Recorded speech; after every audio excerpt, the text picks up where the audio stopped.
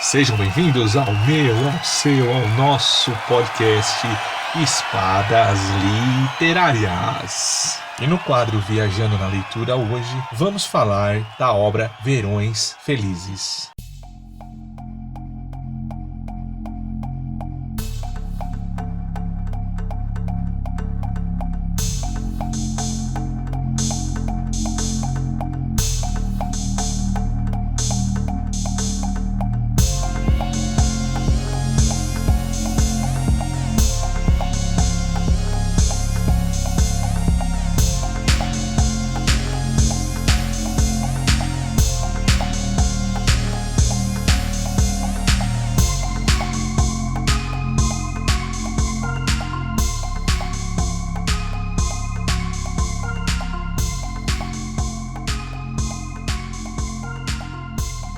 A obra tem sido publicada no mercado franco-belga até o momento em 5 volumes. No Brasil, temos apenas 3 volumes. O primeiro volume é Rumo ao Sul, o segundo volume A Calanque e o terceiro volume Senhorita Estéril. No mercado franco-belga, a obra é publicada pela editora Dargaud. No Brasil, ela tem sido publicada pela editora SESI.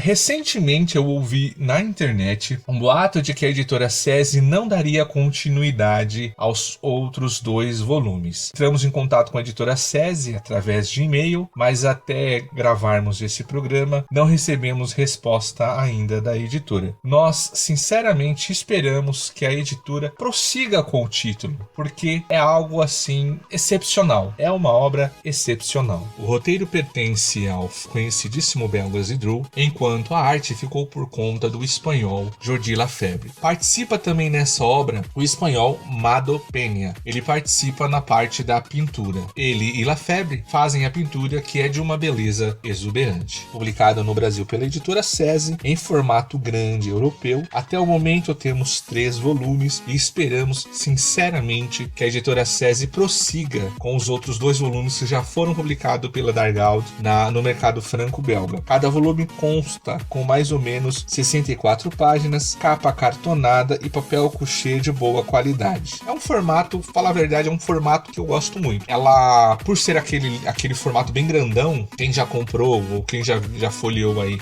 os quadrinhos da editora SESI sabe que ela usa um formato bem grande, estilo magazine, estilo revista, na verdade até maior, até maior que as revistas. Você pega uma Caras, por exemplo, ela é naquele formatão, acho que ela é até um pouco maior que aquela revista Caras, aquele formato bem grande. O que deixa os desenhos e a pintura em melhor evidência, né? Em melhor evidência, um contraste maior, dá pra gente apreciar muito mais a beleza. Além do mais, o formato, cada volume com cerca de 60 páginas, eu gosto muito porque é muito fácil da gente folhear. A sinopse da obra é muito simples. Nós temos um casal saindo de férias com os seus filhos. É isso, simples. Um casal belga saindo de férias com os filhos, procurando locais na Europa onde tenha muito calor e muito sol. Eles até brincam, tem uma musiquinha que eles quando estão dirigindo, saindo de férias, pra onde vamos? Vamos pra tal lugar. Aí eles falam, não, vamos pra tal lugar. E as crianças falam, não, vamos pra tal lugar, não. Aí as crianças começam, sol, queremos sol, queremos sol. Aí eles falam, então vamos pra tal lugar, vamos, rumo ao sul. Por isso que o primeiro volume é Rumo ao Sul. Na verdade, o segundo volume também acontece a mesma situação. Vamos pra onde? Vamos pra tal lugar, vamos pra Oslo, vamos pra tal lugar, não, vamos pra tal lugar, não. Sol, queremos sol, queremos sol. Rumo ao Sul. Parece ser uma tradição da família, durante as férias, fugir de locais frios, de locais chuvosos e buscar sim o sol, buscar sim o calor, buscar temperaturas mais gostosas para se passar as férias. Por isso, sempre ali eles começam com aquela musiquinha quando estão no carro. O marido, a mulher, com as crianças. Esse é o resumo da obra. Não há nada extraordinário assim. Você não vai começar a ler Verões Felizes esperando, por exemplo, que vai ter um ponto de virada e vai acontecer cenas de ação, algo extraordinário. Começa ali com família em férias, mas de repente tem um plot que vira para um algo mais dramático, uma situação dramática. Isso não acontece. Não é spoiler, mas já fique claro que todos os volumes dessa série Verões Felizes é exatamente o que está escrito no título. Verões Felizes. São períodos onde essa família passou férias com os filhos. E o que é mais legal também, uma coisa muito interessante, é que você começa no primeiro volume, você começa ali as férias que eles tiveram no ano, por exemplo, de 1973. Quando você vai para o segundo volume, você espera, bom, provavelmente você vai ver aí 1973, então 75, ou o que aconteceu nos anos 80 com eles. Não, pelo contrário, as férias do segundo volume, elas se passam no ano de 62, ou seja, elas regridem 9 anos. E de 62, você pensa que ela vai regredir mais um pouco, não, aí ela já vai para frente, só que não tão para frente a ponto de ultrapassar o primeiro volume, não, ela vai para frente para o ano de 69. Algumas situações são muito interessantes. Cada volume apresenta, apesar de ser basicamente uma família em férias, você vai vendo períodos, etapas, né? Vários anos na vida de uma família. Então você tem no primeiro volume um casal aí na faixa dos seus 35, 40 anos, já com seus 4 filhos, crianças. Uau, como essa rua é barulhenta, gente. Como essa rua é barulhenta. Vocês não percebem, acho que vocês não percebem muito o som de fundo, mas a todo momento aqui é preciso pausar porque passa um carro, passa um caminhão, parece que a cada minuto passa um caminhão. Quando a gente resolve gravar alguma coisa, parece que é pior. Passa minuto e minuto. Enfim, sem estresse. Sem estresse. Bom, como eu tava falando, no primeiro volume, você tem ali o casal que já tá em torno dos seus 35, 40 anos, com todos os seus filhos já, as mais velhas já uma pré-adolescente e a outra menorzinha, com mais ou menos 2 anos. No segundo volume, você tem o casal já um pouco mais jovem, então um dos filhos ainda não nasceu, a caçula não nasceu. E no terceiro volume, que regride a história, que a história deu uma regredida e depois voltou, você tem a ausência de 2 filhos, só temos nascidas ainda 2 meninas. E o casal é praticamente, pela idade das crianças, devem estar casados em torno de 2, 3 anos de casados. Aparecem nesse último volume, nesse terceiro volume, a presença dos avós maternos. O que é muito legal, tem alguns detalhezinhos que eu achei bacana dessa obra, é assim, algumas coisas vão se amarrando. Por exemplo, você tem, no primeiro volume, você descobre que a menina, que o casal, na verdade, a mulher trabalha numa loja de sapatos, o homem é um quadrinista. Só que é um quadrinista que ainda não conseguiu emplacar nenhuma série de sucesso. Ele foi auxiliar em Zagor, ele trabalhou em Zagor como desenhista, auxiliando, não conseguiu emplacar ainda uma série. Ele teve um momento, tem um momento da história onde nos é mostrado um personagem dele, e isso é logo no comecinho, não tem nada a ver com spoiler, não atrapalha nada. Aqui não tem muito que dar spoiler, gente, porque na verdade é um casal em férias. A história é essa. A história dessa obra, tipo assim, vai dar grandes spoilers. Não tem como dar grandes spoilers, porque você já entra sabendo que são as férias de uma família. Não há nada a acrescentar, não há nada a diminuir. O que nós vemos é o que vai acontecendo nessa família quando ela está em férias. No primeiro volume, por exemplo, nós temos essa situação. Sabemos que ele é quadrinista, sabemos que a mulher trabalha numa loja de sapatos, sabemos que esse casal, nós vamos perceber isso, que esse casal ele está em crise, até mesmo cogitando um possível divórcio, que obviamente nós sabemos que não aconteceu. Nós sabemos que o divórcio não aconteceu porque quando você abre a primeira página do gibi, mas você deu spoiler, gente, não é spoiler, presta atenção. Primeira página do gibi, você vai ver esse casal, que agora é um jovem casal, você vai ver esse casal já idoso mesmo, na faixa dos seus 60, 70 anos, 70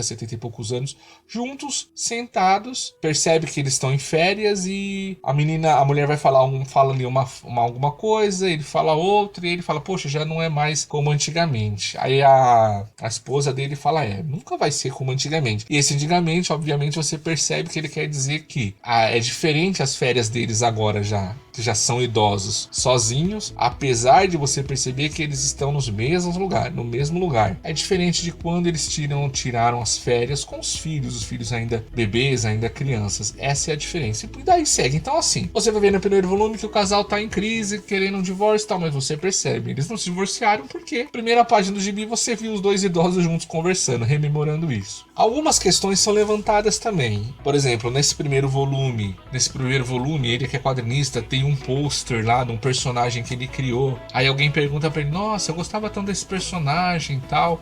Você não quis continuar, tal, não deu certo. Aí ele fala: não foi possível, era além da época. E ele dá uma desculpa assim.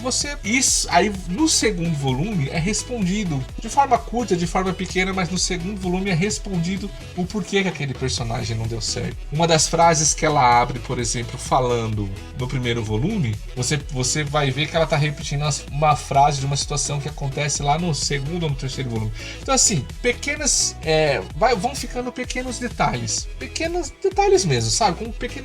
Como as pinceladas de um pintor assim. Vai ficando aquelas pinceladinhas que nos próximos volumes, nos outros volumes, são pequenas perguntas, pequenos questionamentos, coisas do dia a dia. Por exemplo, vou dar um exemplo, você entra na casa de um amigo seu, de um parente, e você vê lá um diploma, por exemplo. Um diploma na parede que você sabe que é de alguém ali da casa, mas é um nome de uma pessoa que você não conhece. Aí você bate o olho, de repente você não pergunta, você vai, conversa com a pessoa, não pergunta, mas aquilo assim, você viu aquilo e aquilo ficou evidente pra você. Aí numa outra situação, que seria já no próximo volume, acaba-se alguém comentando sobre aquela situação que você acaba sendo explicado pra você aqui é o lance daquele diploma, o nome daquela pessoa que você não conheceu, não conhecia, ou é o nome de alguém que você conhece, mas você conhece por um apelido e por aí vai. Então são essas situaçõezinhas do dia a dia vão sendo esclarecidas nos outros volumes, né? É uma obra simples, não adianta você esperar que vão ter novidades extraordinárias. Não vai, é assim. É uma família em férias, acabou. É isso e acabou. Agora o que acontece é o seguinte, esses pontos eu achei muito interessantes. Primeiro que nós acompanhamos as férias, né, em período regressivo. Então, em vez de avançar, a história ela vai voltando no passado e chega ali num ponto que ela vai pra frente, mas você sabe que nos próximos volumes ela volta para trás novamente.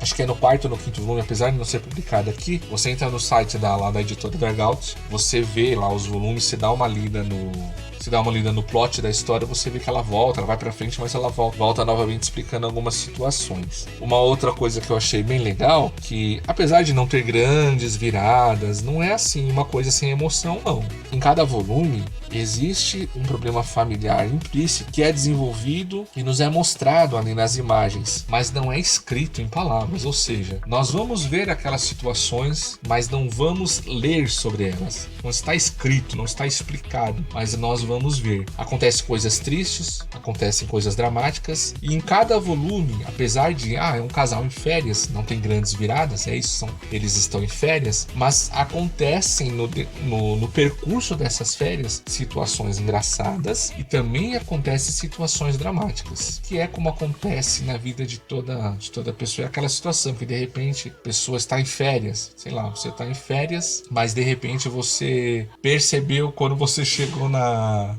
próxima cidade que você esqueceu na cidade vizinha algo importante, você tem que voltar, sabe? Pequenas coisinhas assim que parecem não ter importância, mas que na verdade tem importância. Então assim, não são viradas na história, mas acrescentam muito a história. Não é... Nós falamos em férias aqui, eu me lembrei de uma coisa agora. Apesar de falar, estamos acompanhando a história de uma família em férias, e é só isso, e acabou, e é isso. Parece que é algo monótono, mas não é algo monótono. Não existe monotonia, na verdade. Existem situações que acontecem nesse período de férias, existem algumas situações dramáticas, e existem situações engraçadas. De fato, é uma obra que emociona. O roteiro é um roteiro simples, mas muito bem escrito, muito bem construído. A beleza dos desenhos e as cores, olha, eu vou falar, é um desbunde. É impossível a pessoa não se demorar na página, sorvendo cada detalhe. Pra falar a verdade, eu li primeiro volume, segundo volume, terceiro volume, assim, eu li demorando.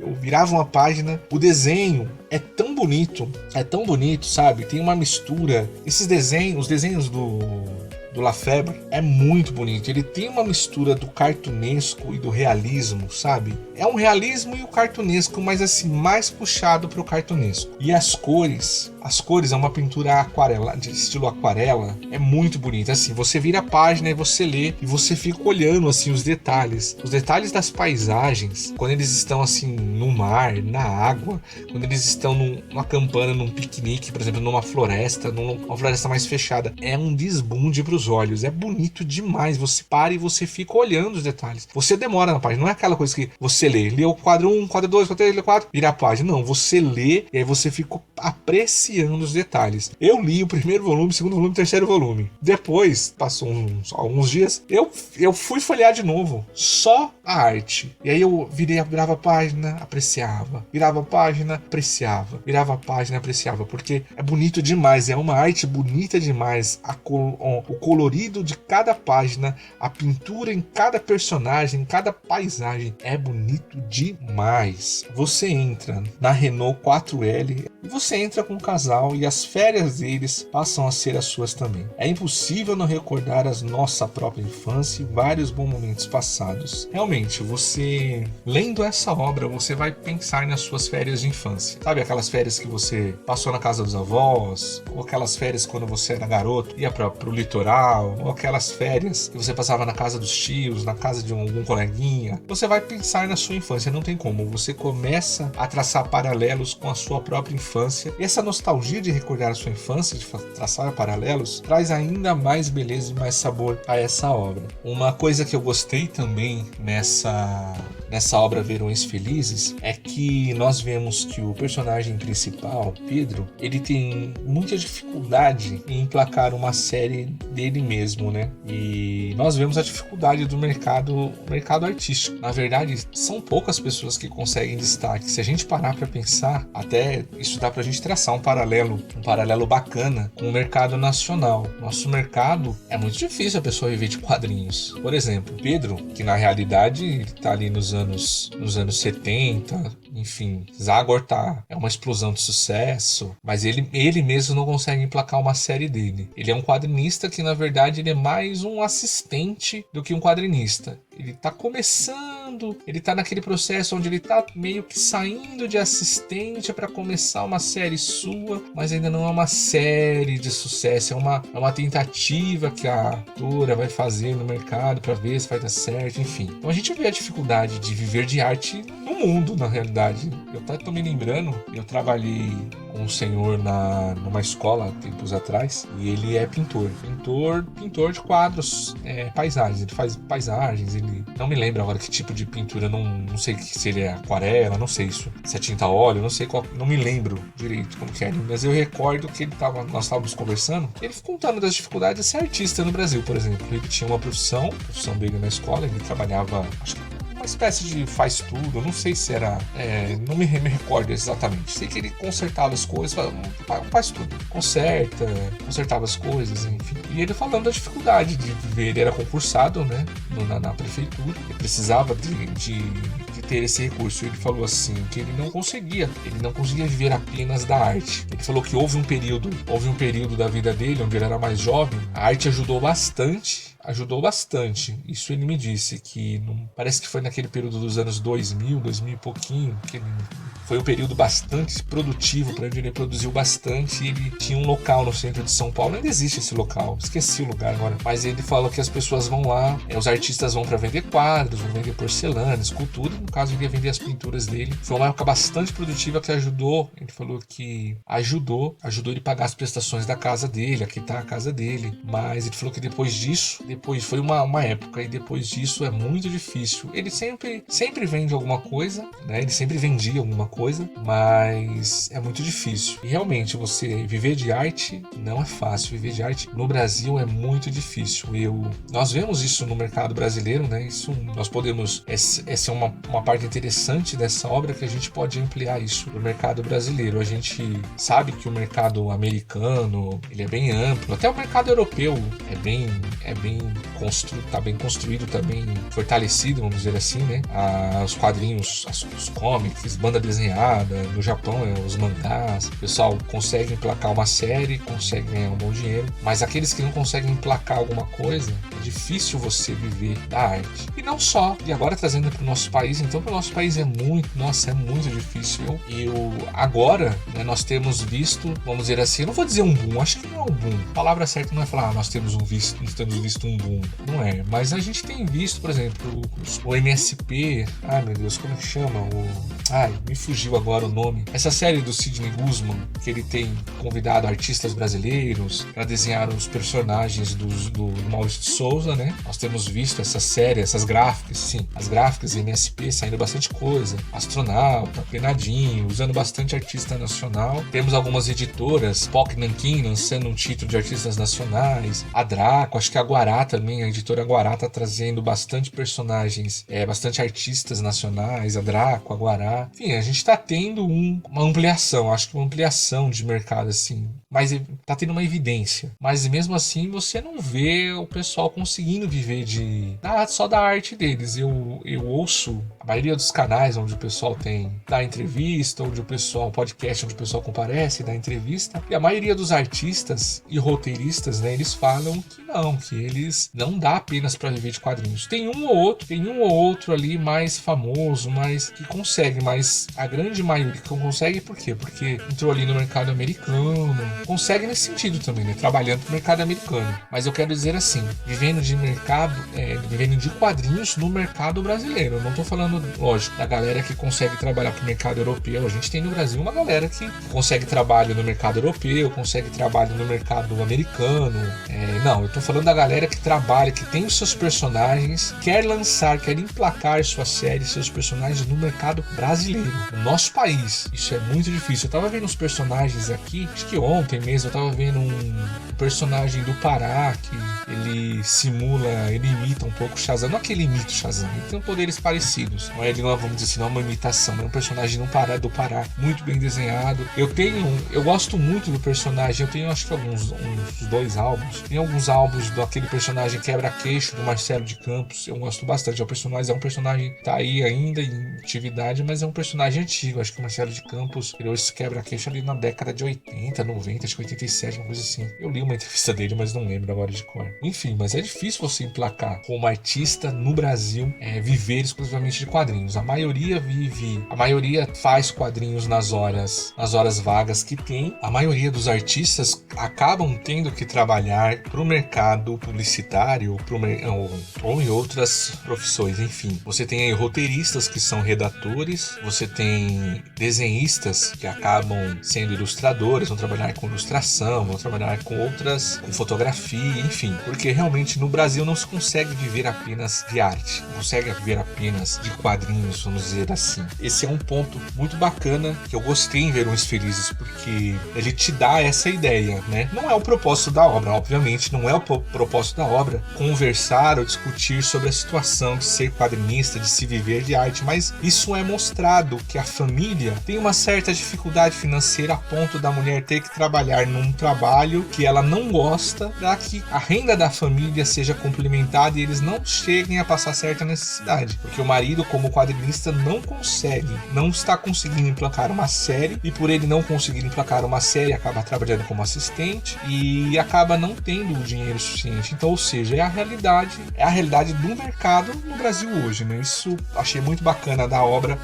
mostrar essa situação, que isso faz com que a nossa conversa também seja trazida para esse lado da dificuldade de se viver de artes, de se viver da arte no mundo inteiro, né? Agora, talvez, eu imagino, pelo tanto de coisas que há no mercado franco-belga, também na Europa, hoje em dia, eu tenho aqui comigo quadrinhos da Alemanha, eu tenho quadrinhos de vários locais da Europa, não ali da França, Bélgica, não, mas de outros locais. A gente vê que está mais expandido, né? Mas a gente vê que o Brasil ainda parece que está começando a ter essa expansão, está começando a ter esse boom no sentido de que temos mais editoras produzindo os nossos artistas. O cara não tem apenas que se lançar de forma independente usando o Catarse ou usando outras plataformas. Não, eles têm editora. Você tem uma Guará, você tem um Pipoca Nanquim, você tem uma Maurício Souza, você tem algum local para você mandar o seu projeto independente e tentar uma publicação. Claro que nem todos vão ser contemplados, mas existe, vamos dizer assim, uma ampliação no mercado. Essa é a percepção, a impressão que nós temos do mercado hoje, hein? Apesar das dificuldades que vivemos nesses dias, principalmente com a situação dessa epidemia espalhada no mundo agora em pleno 2021, né? Uma outra coisa bastante legal, né, que fica bastante evidente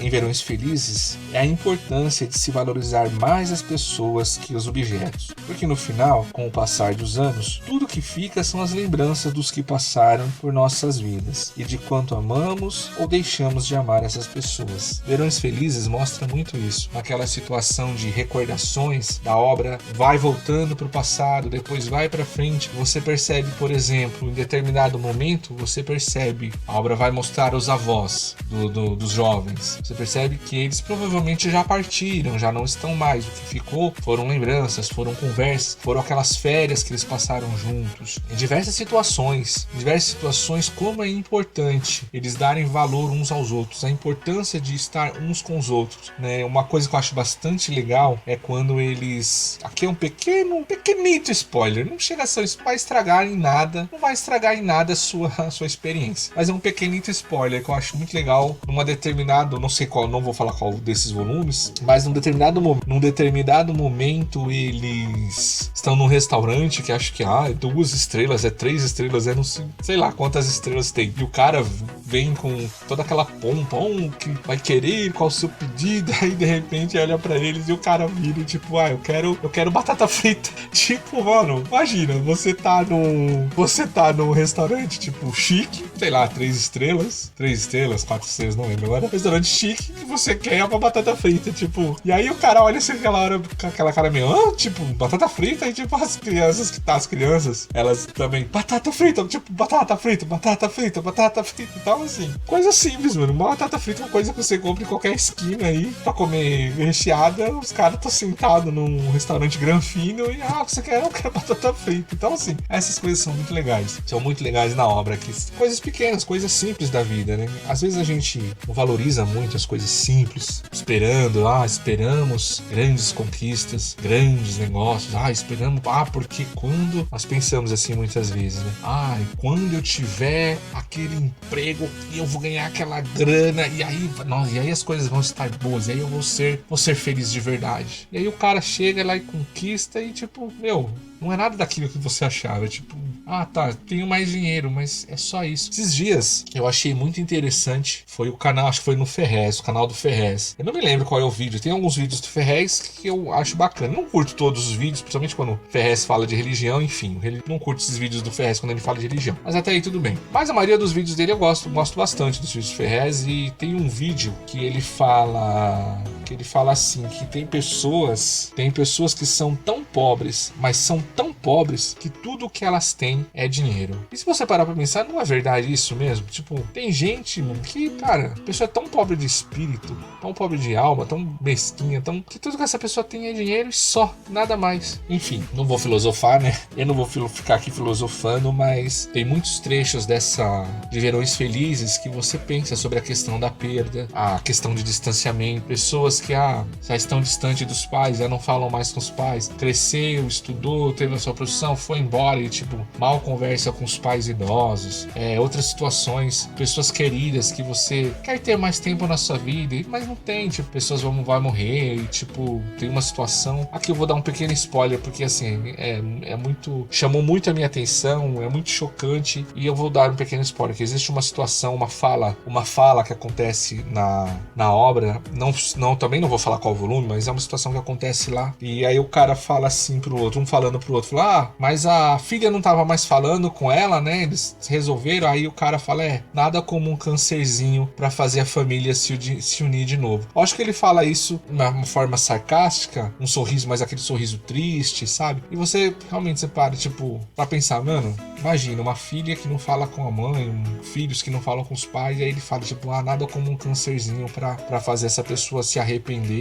e vir novamente falar com a pessoa, porque, tipo, uma situação terrível que pode ter uma perda perda terrível, enfim. Apesar de ser uma obra que, né, ela não tem essa pretensão, gente. Isso aqui, a gente vai conversando, vai batendo papo, né? Vai falando, vai descobrindo. Mas a obra, em nenhum momento, ela tem essa pretensão de tratar assuntos sérios. Ela não tem essa pretensão. Mas, conforme você vai lendo e você vai observando e você vai se deleitando com a arte, você vai sendo levado à reflexão. Você vai sendo levado à reflexão de situações que acontecem. Você vai sendo levado à nostalgia, lembrando de férias, lembrando um pouco da sua infância. Pode ser que você não tenha uma família grande, mas você vai lembrar de situações de suas férias que você pôde passar ali junto a amigos, junto a parentes, junto a pessoas queridas. E essa obra, ela leva muito a gente a essa reflexão. Uma obra simples, mas muito divertida, muito tocante, muito reflexiva. Vai levar a gente a pensar, apesar que eu tenho convicção, tenho certeza que não era esse o propósito. O propósito mesmo é uma diversão. A pretensão da obra é essa, ser divertida, bem narrada, bem escrita, super bem desenhada, a arte é de cair o queixo, a pintura é de cair o queixo, tá de parabéns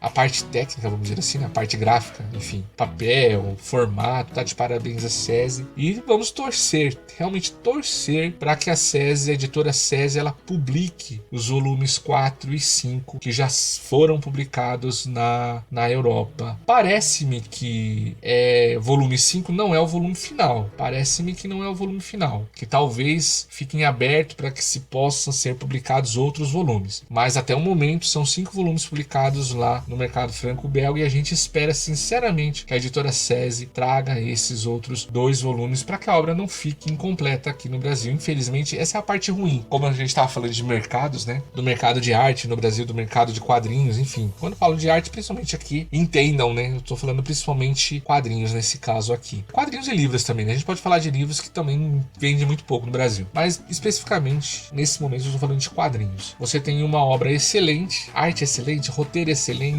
Talvez, bom, é questão da vendagem, se vendeu bem, se vendeu mal, não sei, não dá pra gente falar. Mas você tem uma obra que tudo leva a crer que vai ficar incompleta, que é uma pena.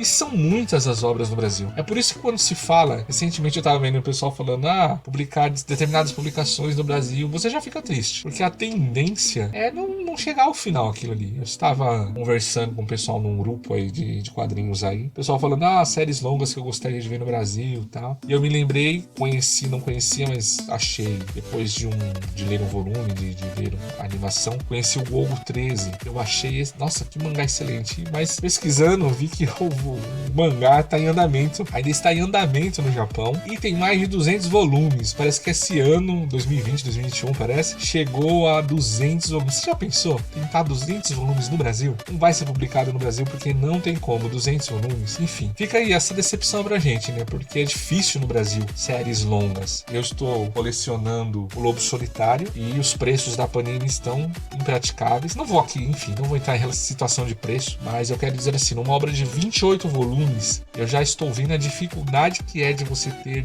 28 volumes, porque durante essa coleção teve vários volumes que se acabaram e você não achava mais, aí tive que esperar meses para conseguir achar. A minha sorte, o azar, eu não sei se é sorte ou azar, ou essa mania idiota que eu tenho, é que eu não consigo ler uma obra antes dela estar terminada. Por exemplo, tá no 25º volume, eu ainda não li nenhum, então ainda estão lacrados. O meu azar, eu digo que é meu azar, porque às vezes eu vou abrir algum deles e vai ter algum erro, vai estar faltando página, ou vai estar algum defeito no produto e eu não vou poder trocar porque já tá há anos aqui lacrado, senão já tá meses aqui lacrado. Mas enfim, eu tô vendo a dificuldade que são 28 volumes. Imagina uma obra maior que isso, mas uma obra assim de 5 volumes, SESI, editora SESI, termina essa obra pra nós, editora SESI. São só 5 volumes, já tá no 3º, 4º, 5º, lança aí pra nós. Fica esse apelo pra editora SESI. Enfim, acaba que rendeu um bate-papo legal pra gente essa obra. Tenho certeza, compre, se você ainda não comprou, compre, você não vai se decepcionar. Talvez você não vai conseguir folhear ela, de repente onde você viu tá lacrado, a obra tá lacrada, enfim. Mas pode comprar sem se arrepender. Se tiver alguma dúvida, queria dar uma olhada na arte, conhecer um pouquinho da arte, entra na editora Dargaud e ela disponibiliza, sempre ela disponibiliza cada volume das obras dela, sempre ela disponibiliza 3, 4, 5 páginas para pessoa.